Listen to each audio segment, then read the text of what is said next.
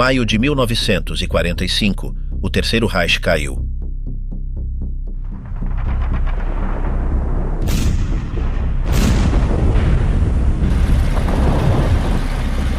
A Alemanha ficou reduzida a escombros após 12 anos de ditadura e uma guerra devastadora.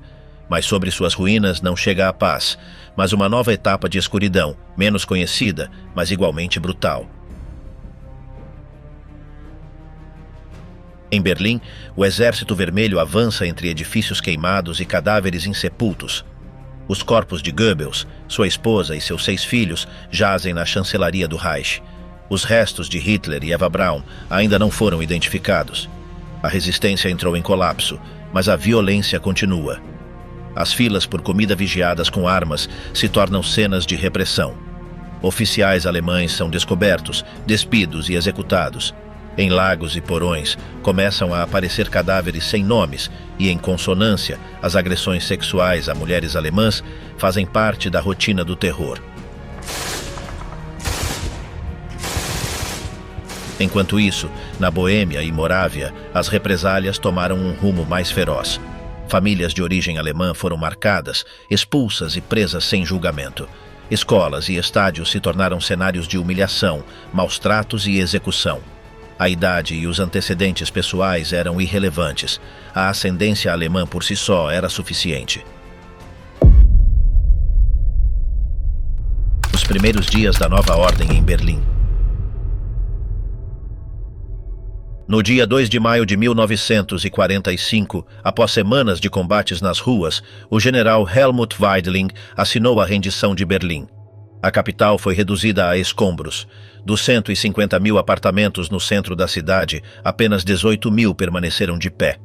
Mais de 30 mil foram completamente destruídos. Nesse mesmo dia, Hans Fritzsche transmitiu pelo rádio a ordem de cessar fogo, pondo fim a uma resistência que se tornara inútil. Após o colapso, cerca de 134 mil soldados se renderam. Para muitos berlinenses, o regime desapareceu da noite para o dia. As tropas soviéticas entraram sem resistência organizada e ocuparam os edifícios do antigo poder. No interior do Reichstag, carbonizado pelo fogo, o Marechal Zhukov deixou sua assinatura na parede. Perto da chancelaria, agentes de contra-inteligência encontraram os corpos de Joseph Goebbels, sua esposa e seus 6 filhos. Os restos de Hitler e Eva Braun ainda não haviam sido identificados. No Parque Tiergarten, os corpos de soldados e animais do zoológico jaziam entre árvores caídas. Na torre antiaérea, usada como refúgio de última hora, amontoavam-se cadáveres, uniformes manchados, garrafas vazias e papéis espalhados pelo chão. Após a queda definitiva da cidade, os saques aumentaram a cada dia.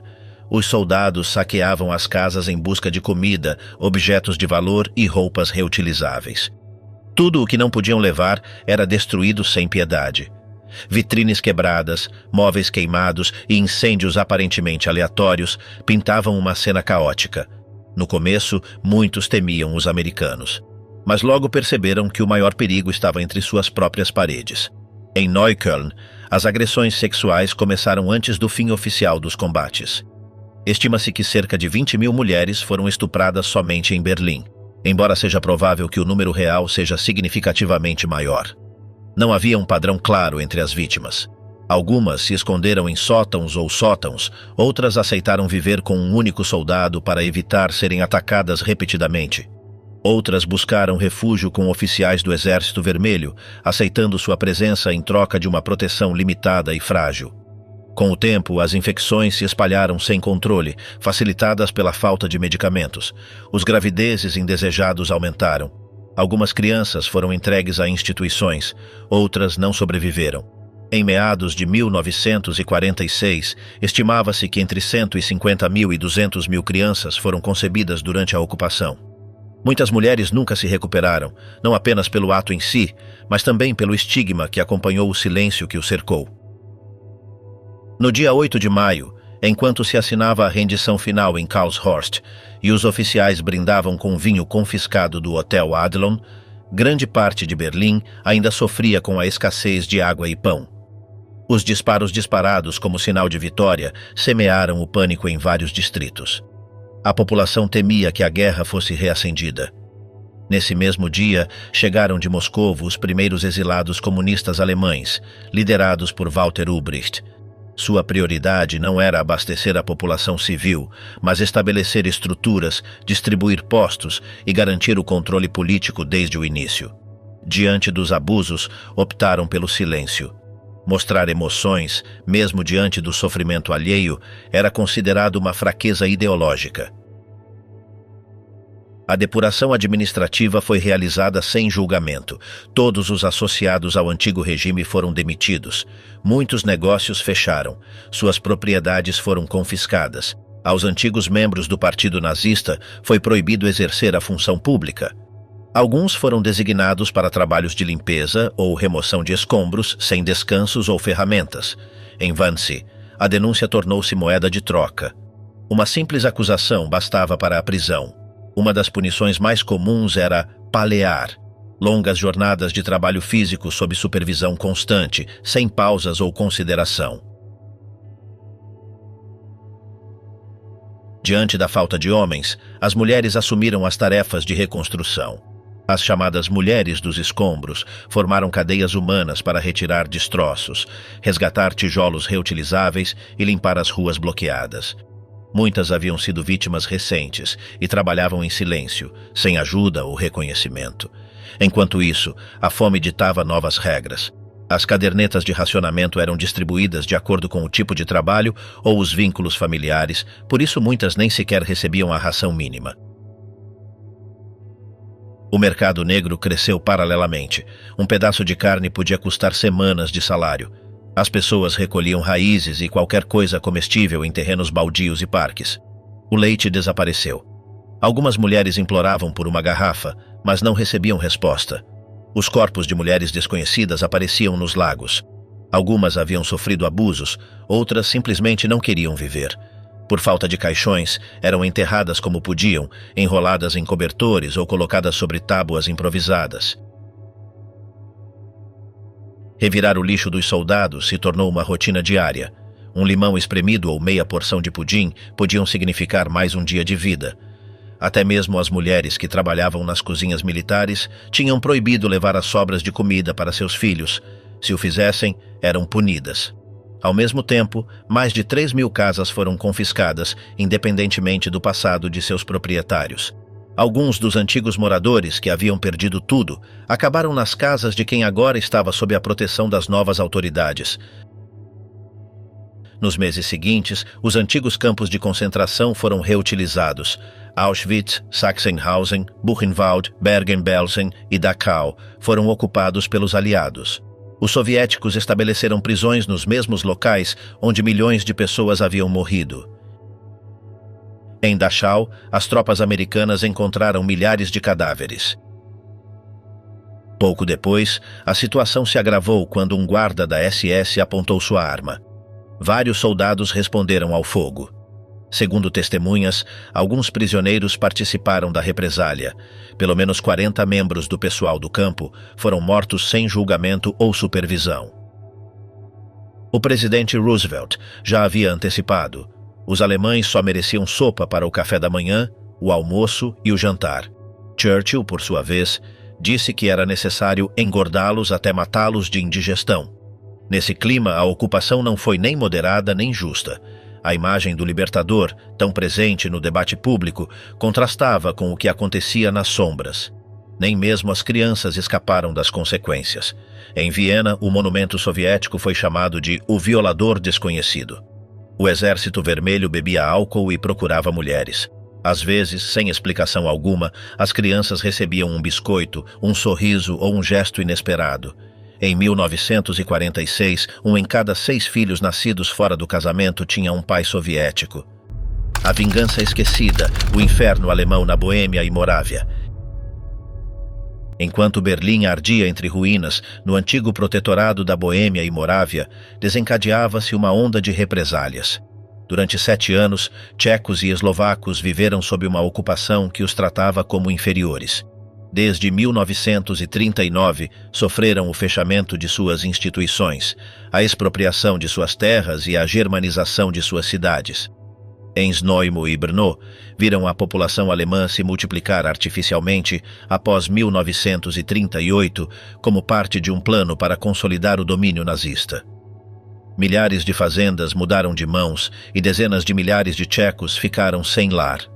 Em abril de 1945, enquanto a guerra se intensificava, tentaram expulsar os colonos de volta aos Sudetos, mas já era tarde demais.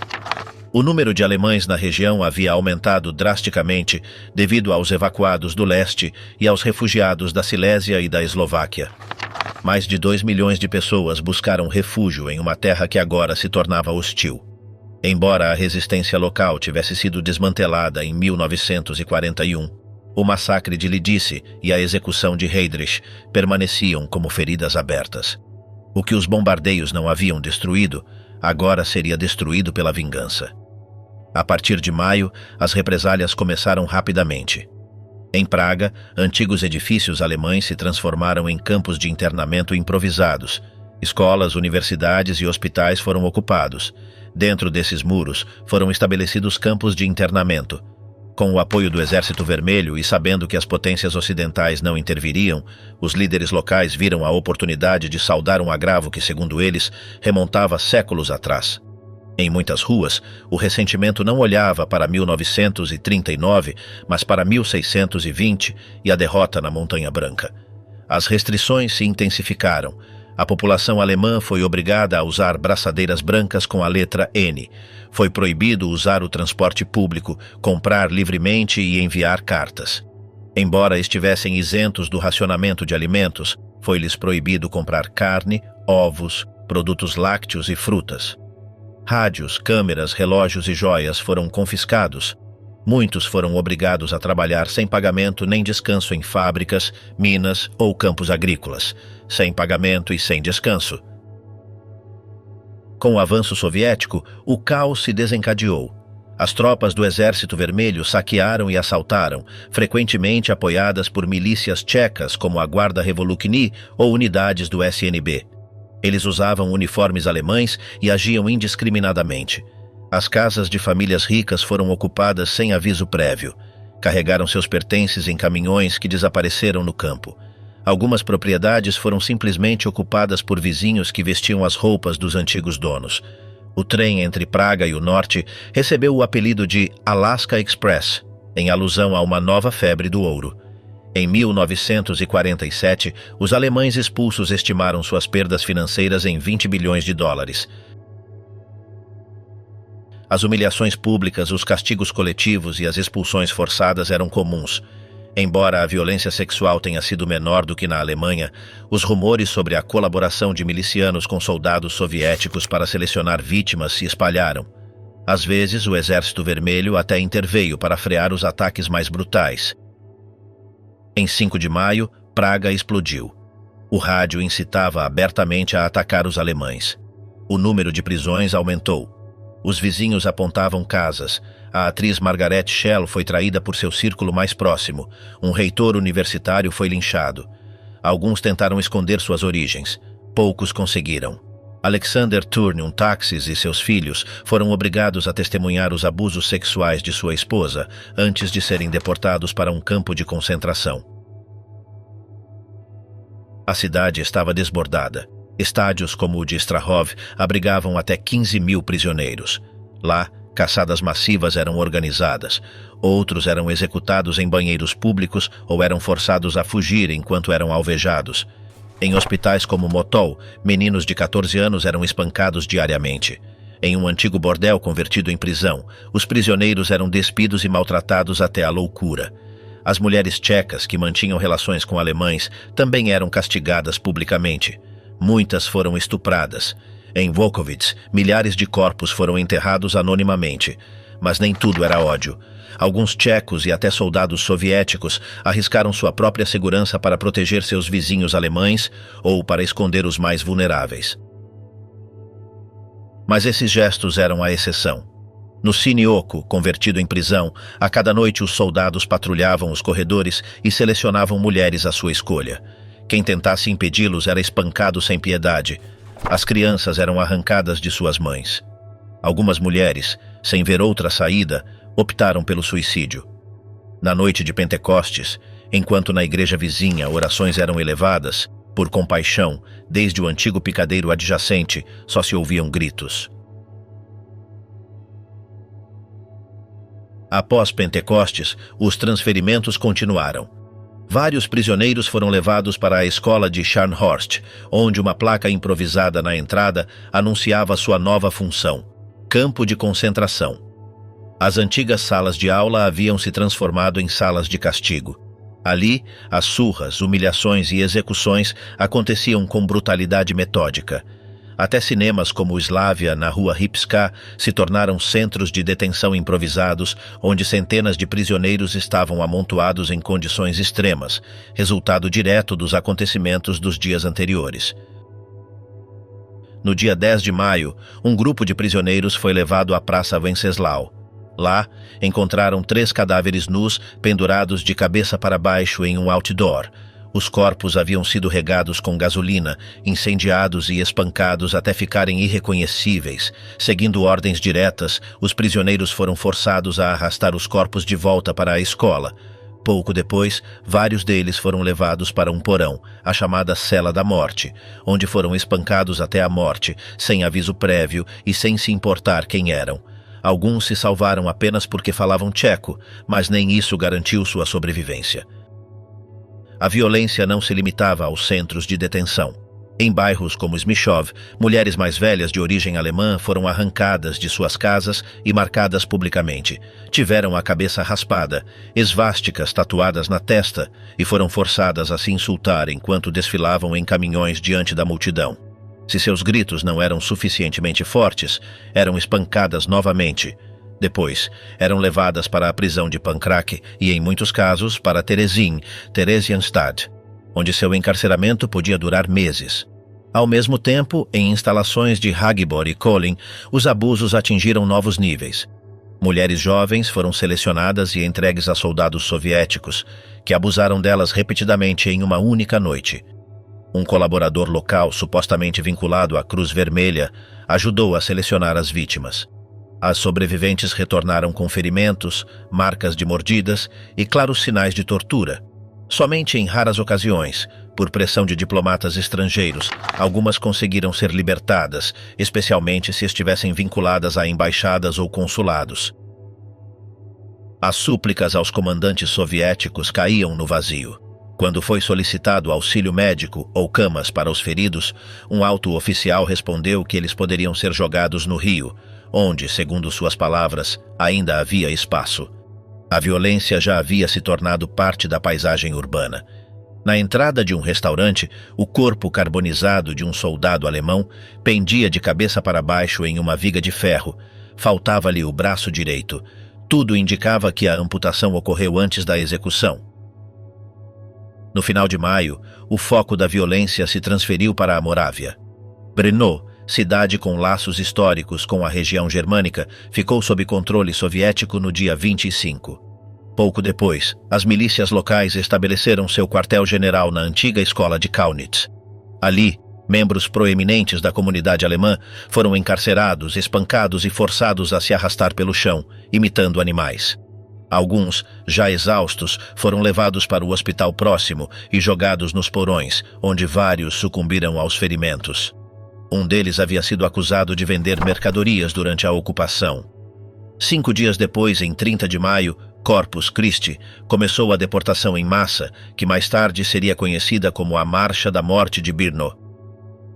Aproximadamente 25 mil alemães tiveram 15 minutos para embalar seus pertences e se reunir no jardim do mosteiro. Ali passaram a noite sob vigilância armada. Ao amanhecer, foram conduzidos sob chuva até o campo de Heigern. Entre os deportados estavam idosos, crianças, doentes e mulheres grávidas. Quem não conseguia acompanhar o ritmo era espancado com bastões ou executado na vala.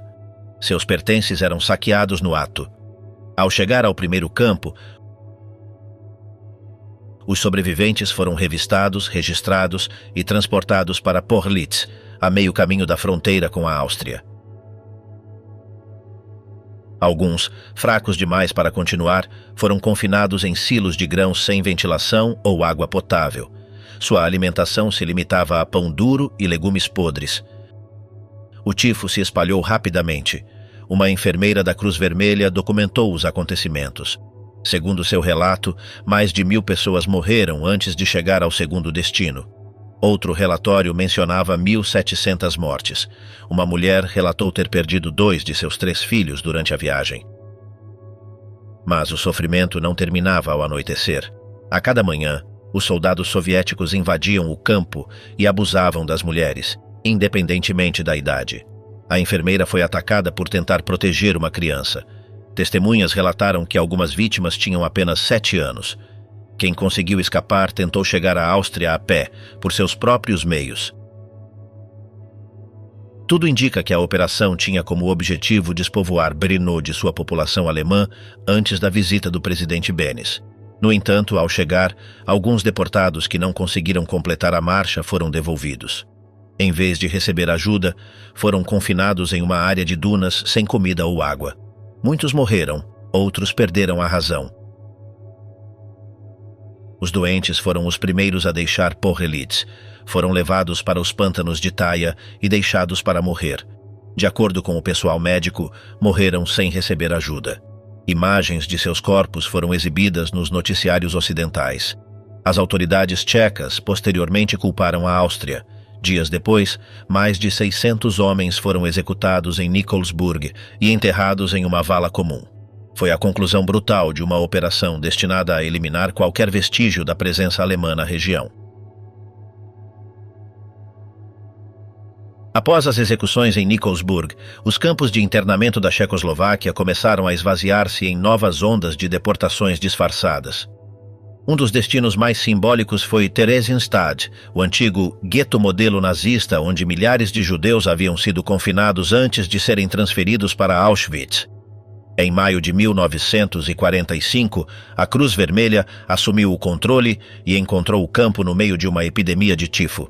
Com a retirada dos últimos administradores judeus que haviam dirigido o local, os novos governantes o transformaram em um campo de internamento para alemães.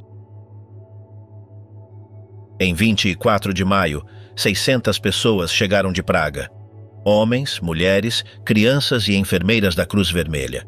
Foram levados para a pequena fortaleza que havia servido como prisão política durante o regime nazista e agora estava sob controle de milicianos tchecos. Os ataques começaram assim que entraram no túnel. Todos que caíam eram imediatamente assassinados. No pátio, os sobreviventes foram forçados a atravessar um verdadeiro corredor de espancamentos. Alguns não sobreviveram. As declarações de testemunhas identificaram antigos prisioneiros do Reich como responsáveis pelo novo sistema. Os prisioneiros eram separados por idade e sexo e seus pertences confiscados e incinerados. Um dos guardas se vangloriava de poder prever a vida de um prisioneiro com base nas surras que ele recebia. Entre os internados estavam professores, médicos, funcionários e jovens suspeitos de pertencer à juventude hitlerista. Alguns apresentavam amputações sem tratamento, feridas infectadas e ataduras quebradas. Eram exibidos como troféus. Qualquer um que tentasse ajudá-los era ameaçado. Foi instalada uma enfermaria improvisada no antigo cinema do campo para isolar os doentes de tifo. Os medicamentos confiscados no gueto ainda estavam armazenados ali. As crianças menores de 12 anos eram alojadas em um pavilhão separado. Durante os primeiros dias, foi permitido o acesso da imprensa. Mostravam as crianças brincando ou estendendo a roupa, repetindo assim a propaganda. Mas com a chegada do inverno, essa área se transformou em uma armadilha de gelo. Os guardas insistiam que todos os prisioneiros, até os mais jovens, eram criminosos ou parentes diretos de membros das SS. Entre eles estavam mulheres com mais de 90 anos, cegos transferidos de Auschwitz e pessoas acamadas. Com a chegada do novo comandante, algumas torturas cessaram, mas as condições gerais mal melhoraram. Quando os trens que transportavam os deportados partiram de Morávia, as represálias mais visíveis começaram em Praga. Fora dos muros da prisão de Pankráck, dezenas de alemães e colaboradores foram executados publicamente diante de grandes multidões. Alguns dias, até 50.000 pessoas assistiram às execuções. Algumas crianças subiram nos vagões dos trens para ver melhor. Os aplausos explodiam após cada execução. Entre os condenados estavam ex-funcionários do Reich, juízes germano-tchecos, médicos e membros do Partido dos Sudetos. Também foram ajusticiados simpatizantes culturais e diplomatas de entreguerras. Alguns, como o chefe de polícia de Praga, morreram de fome antes de seus julgamentos começarem. Nesse mesmo presídio estava preso Karl Löwenstein, um judeu alemão acusado de colaborar com os nazistas em Theresienstadt. Ele havia exercido funções na polícia interna, mas várias declarações de testemunhas confirmaram que havia tentado proteger outros prisioneiros. No entanto, permaneceu encarcerado por 15 meses, compartilhando cela com membros das SS. A fome era tão severa que os prisioneiros comiam grama e lixo. Quando as acusações contra ele foram retiradas, ele foi transferido, sem ser libertado, para outro campo, cercado por aqueles que o haviam perseguido. As torturas não eram exceções em todo o país. Foram documentados abusos como espancamentos com barras de metal, bastões de madeira ou chicotes de borracha. Em alguns casos, os dedos eram queimados com algodão embebido em gasolina ou as vítimas eram forçadas a se sentar sobre objetos afiados. As consequências incluíam fraturas ósseas, infecções e mutilações. Segundo peritos forenses, os métodos eram aplicados em todos os centros, seguindo padrões semelhantes. Em junho, uma ordem oficial proibiu os castigos físicos, mas o cumprimento foi irregular. Alguns líderes locais continuaram a recorrer à violência, em parte por malícia, em parte por ganância. No entanto, houve exceções. Alguns perpetradores foram levados à justiça. Um dos mais notórios foi identificado anos depois na Alemanha, enquanto tentava vender dentes de ouro. Foi reconhecido por uma vítima, preso e condenado. Mais de 200 testemunhas depuseram contra ele.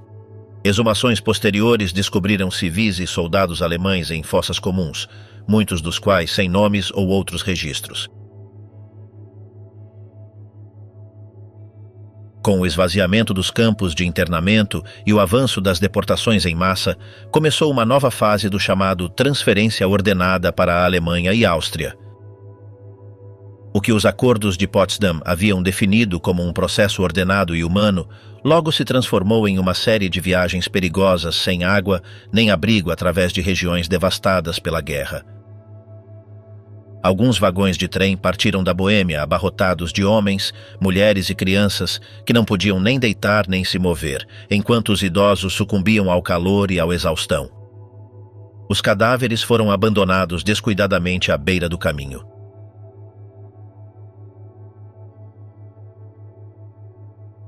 Aos que chegavam ao destino, só era permitido levar poucos quilos de bagagem e eram considerados deslocados sem direitos.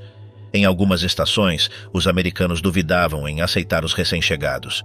Muitos não eram cidadãos do Reich, mas pessoas de língua alemã nascidas fora de suas fronteiras. Alguns receberam apenas cuidados médicos mínimos e foram enviados para áreas rurais para tentar recomeçar uma nova vida, enquanto outros foram rejeitados e vagaram até encontrar abrigo temporário em campos improvisados.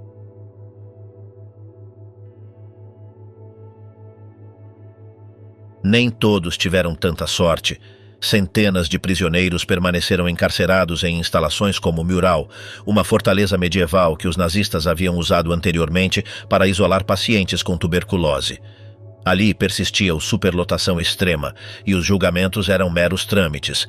Os tribunais populares ditavam sentenças sumárias que iam de anos de trabalho forçado até a execução. O ambiente lembrava os julgamentos do Reich, apenas com os papéis invertidos. Em alguns casos, o julgamento não durava mais de 10 minutos e os vereditos eram lidos sem possibilidade de defesa.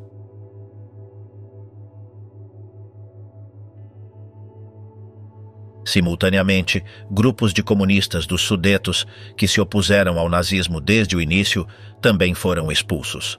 As autoridades os consideraram germanizados e sua lealdade ideológica não foi suficiente para evitar a deportação. Apenas no caso deles foram seguidas certas diretrizes do Plano de Potsdam, com saídas mais controladas, trens numerados e controles sanitários. No entanto, essas foram exceções. A grande maioria das expulsões especialmente as do verão de 1946, seguiam outra lógica. Vagões repletos até o limite, comboios de pessoas sem comida nem destino claro, e cadáveres abandonados sem enterrar nas estações intermediárias.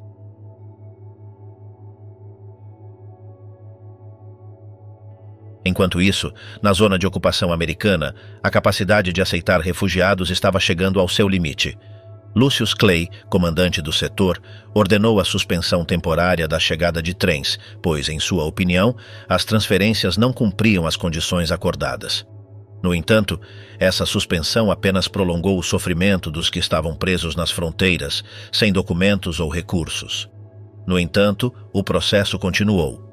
Em setembro de 1947, os trens retomaram suas viagens e aproximadamente 20 comboios cruzavam a fronteira a cada mês. Estima-se que 1,4 milhões de alemães foram finalmente acolhidos pelas zonas ocidentais. No entanto, dezenas de milhares de pessoas ficaram para trás. Muitos foram empregados como trabalhadores em minas e florestas no interior tcheco. Em 1950, as autoridades confirmaram a presença de mais de 160 mil germanófonos no país, embora algumas fontes estimassem o número em até 250.000. Aldeias inteiras estavam desabitadas naquele momento, os campos estavam em pousio e regiões inteiras careciam de população permanente. O custo humano da operação de reassentamento continuou a aumentar, mesmo após a fase visível ter terminado. O dia em que a Prússia deixou de ser alemã. Com as expulsões já em andamento na Checoslováquia, os acontecimentos nos antigos territórios do Reich ao norte avançavam sob uma lógica diferente.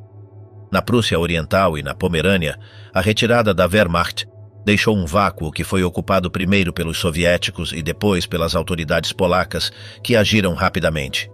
Entre as primeiras estruturas criadas estava a Milif, uma força improvisada, a meio caminho entre a milícia e a polícia, composta principalmente por jovens que haviam sofrido sob a ocupação alemã. Sua motivação não residia no desejo de ordem, mas no desejo de vingança. Em poucas semanas, essas unidades assumiram funções de vigilância e punição. Os soviéticos delegaram a elas o registro das residências, a detenção dos alemães restantes e a organização das primeiras deportações.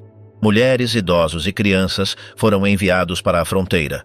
Os homens aptos para o trabalho foram recrutados para trabalhos forçados. Em localidades como Glowitz, a mudança foi imediata. Os negócios passaram de mãos. A moeda alemã foi substituída pelo zloty e o alemão perdeu seu status como idioma oficial. Para os que permaneceram, a imagem do novo poder sugeria uma reversão do antigo regime nazista, embora com os papéis invertidos. A confusão se intensificou com a chegada do outono. Na Pomerânia Oriental, muitos civis não sabiam se sua região havia sido formalmente cedida à Polônia ou se ainda estava sob domínio alemão. Essa incerteza agravou a escassez de recursos.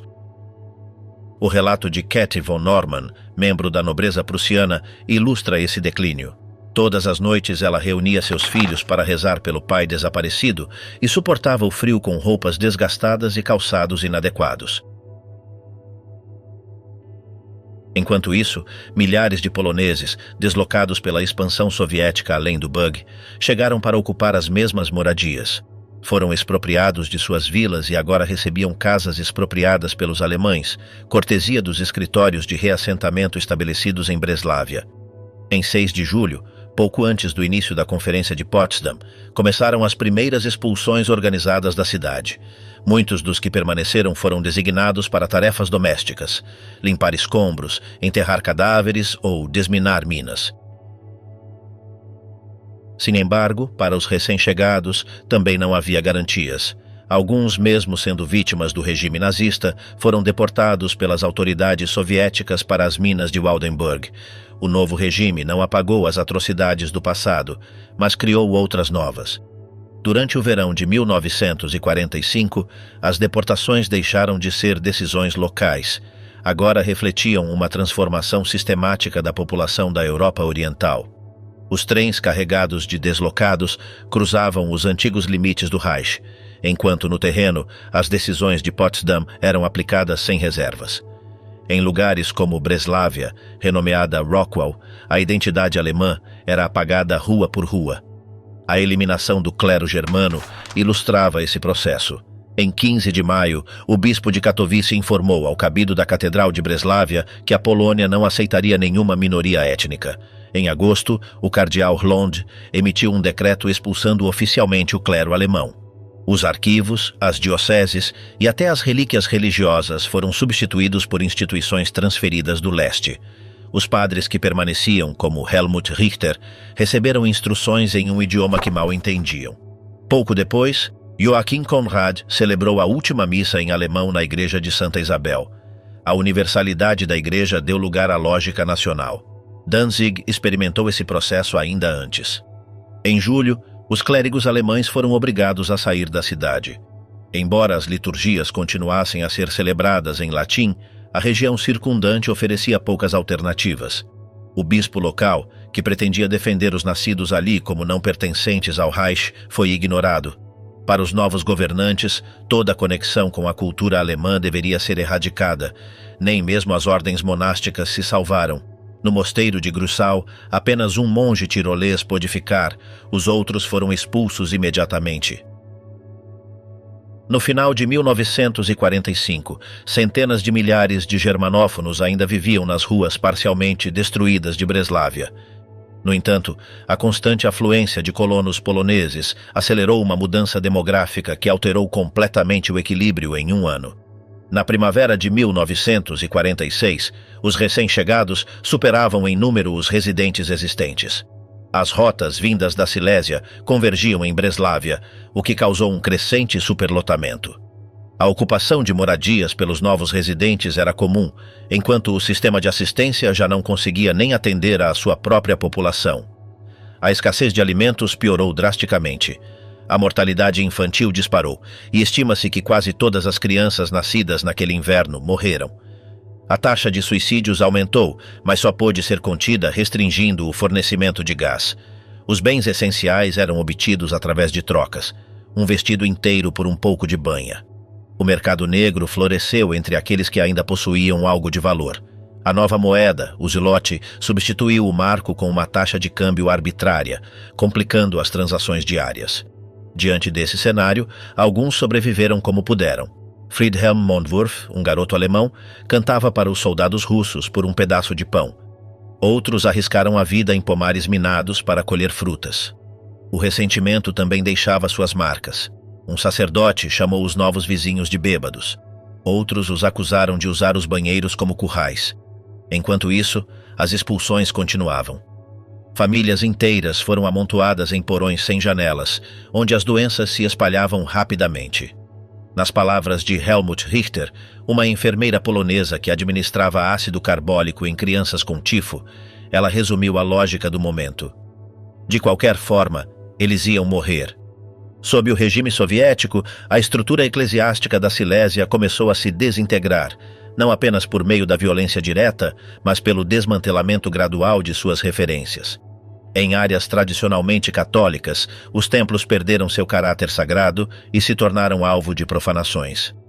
No Kramen prussiano, as figuras religiosas foram mutiladas e os altares danificados, enquanto os párocos, se não deportados, ficavam sob vigilância ou eram substituídos por clérigos leais ao regime. A situação em Klosterbruck se tornou particularmente grave. No início de 1945, o convento ofereceu refúgio a freiras, padres e alguns civis. Do lado de fora, reinava o caos nas ruas. Qualquer um que se recusasse a se render era imediatamente executado. Dentro da capela, o equilíbrio era frágil. Alguns oficiais ocasionalmente demonstravam humanidade, enquanto outros recorriam à violência desenfreada. Mesmo durante a quaresma, as religiosas tentavam esconder sua idade com cinzas. Nada as protegia dos abusos.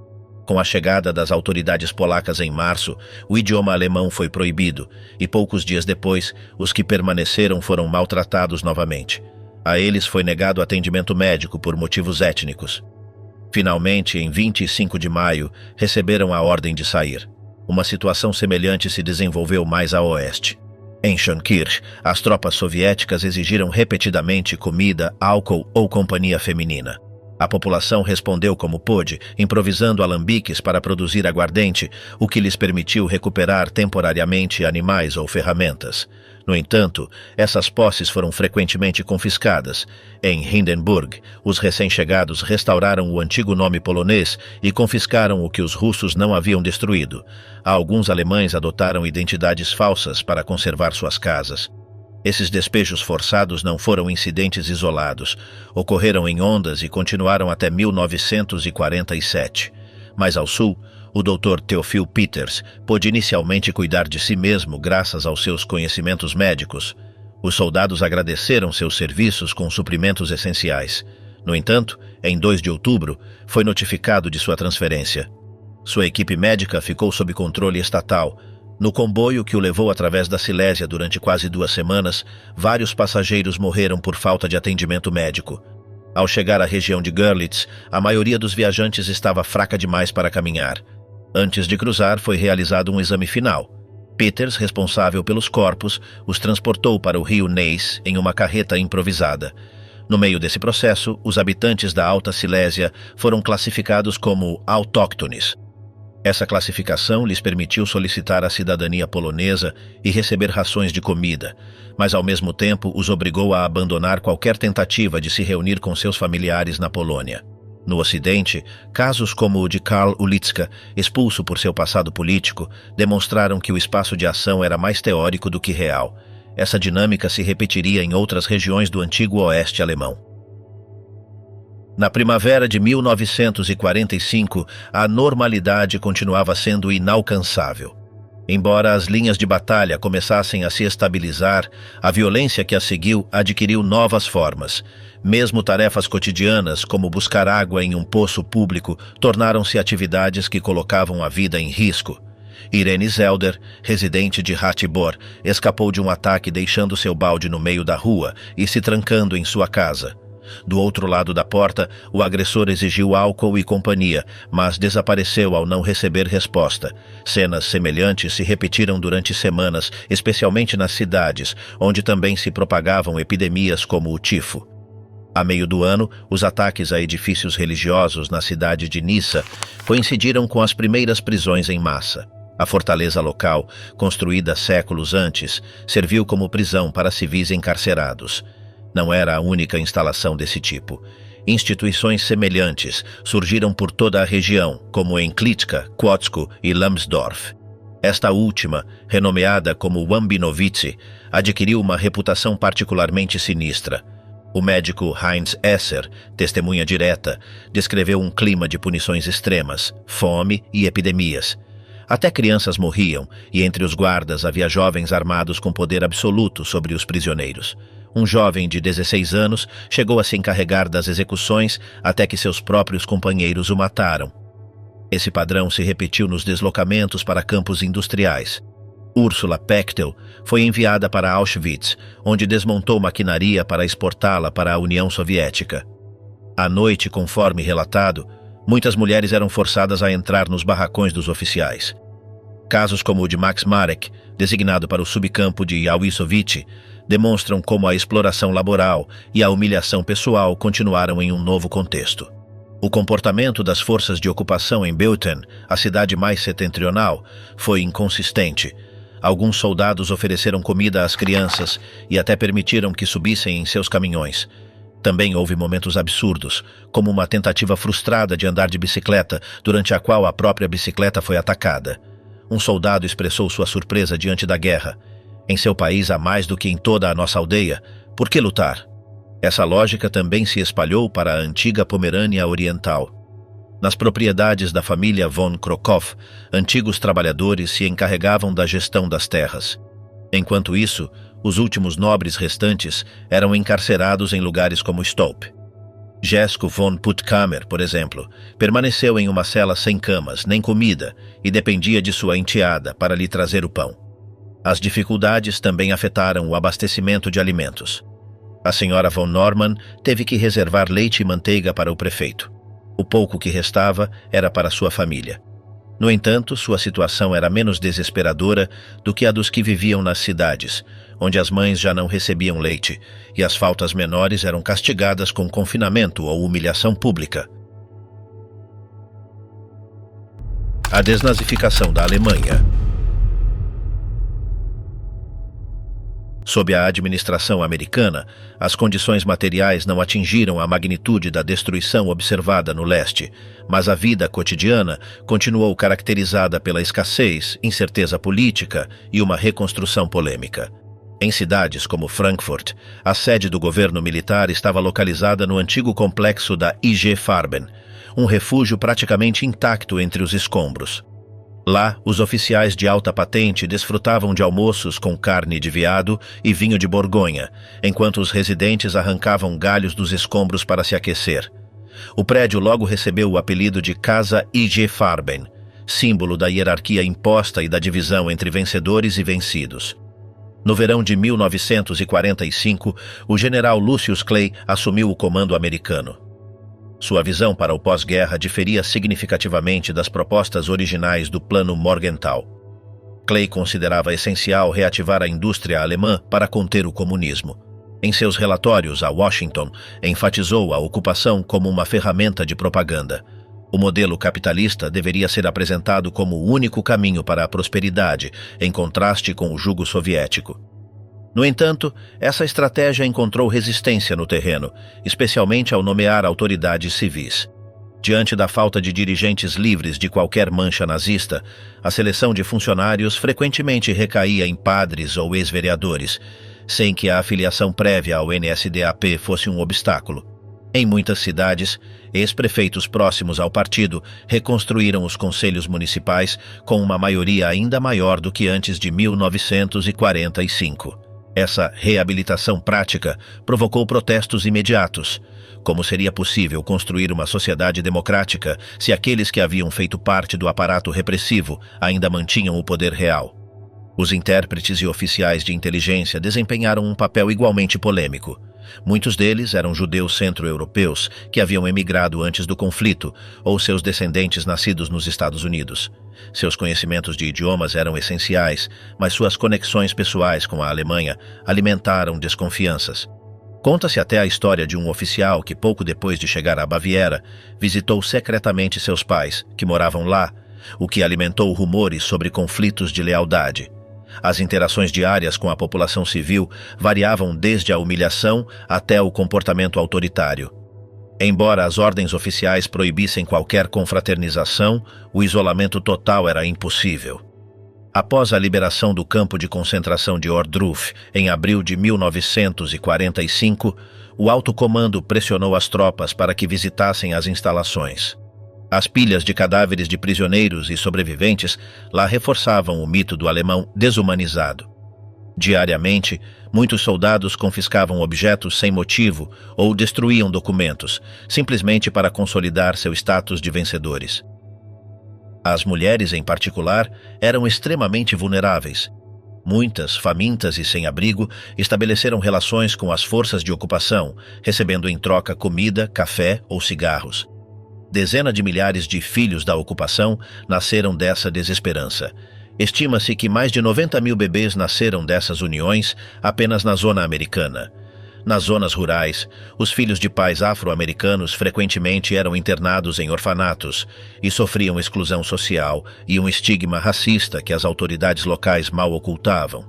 O contraste entre os privilégios do pessoal militar e a miséria do restante da população era evidente. Em Heidelberg, por exemplo, a um motorista alemão que servia no comando militar foi negado o alojamento para sua família em um hotel, com o argumento de que os quartos disponíveis estavam ocupados exclusivamente por estrangeiros. Na Baviera, uma mulher grávida que viajava sozinha relatou como um soldado americano havia roubado sua bicicleta e todos os seus pertences durante sua longa viagem de Roma. Este não foi um incidente isolado, mas um reflexo da impunidade com a qual muitos tratavam a população derrotada. Em meados de 1946, as restrições iniciais começaram a ser suavizadas. Primeiro foi permitido o contato com crianças, depois os cumprimentos e, finalmente, em outubro de 1945, a proibição de contato social público foi levantada. No entanto, este aparente gesto de normalização não conseguiu extinguir o ressentimento acumulado. Para muitos alemães, a flexibilização das restrições foi puramente cosmética. Os privilégios permaneceram sob controle militar e a divisão social persistiu. Em meio a essa situação difícil, surgiram iniciativas para ganhar a confiança do povo. A fundação de associações germano-americanas pretendia construir pontes culturais, e em Bad Kissingen, o príncipe Luís Fernando da Prússia colaborou com funcionários americanos para criar um ponto de encontro. Era paradoxal. Seu sobrenome o teria desqualificado de acordo com os critérios originais de desnazificação, mas agora ele se tornava uma ponte entre as duas sociedades. Embora essa estratégia de influência discreta tenha mostrado alguns sinais positivos, as sombras da guerra ainda eram palpáveis em todos os aspectos da vida cotidiana. A reabilitação de antigos oficiais nazistas, o uso de intérpretes com passados complexos e o tratamento desigual da população civil por parte dos militares destacaram as catastróficas consequências que a derrota e a ocupação teriam para a sociedade alemã. Sob a superfície de uma reconstrução ordenada, gestava-se uma rede de contradições que definiriam o destino da República Federal nos anos seguintes.